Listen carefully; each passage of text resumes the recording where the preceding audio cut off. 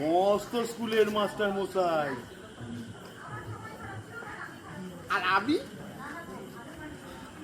আমি সেই স্কুলের পাশের মাঠে গরু চড়াই।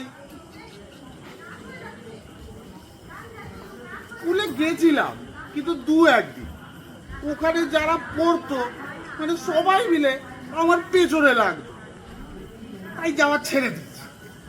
এখন এই গরু চড়াই আর চাষের টুকটাক কাজ করি।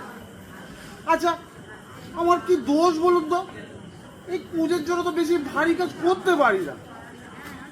আমার ভাইও আমাকে দাদা বলে পরিচয় দিতে লজ্জা পায়, তাতে আমার কিছু যায় আসে না। কে কি বললো কে কি না বললো তাতে আমার বাড়ি বই গেছে। কারণ আবার চারু, ও চারুর কথা তো আপনাদের বলাই হয়নি। চারু মানে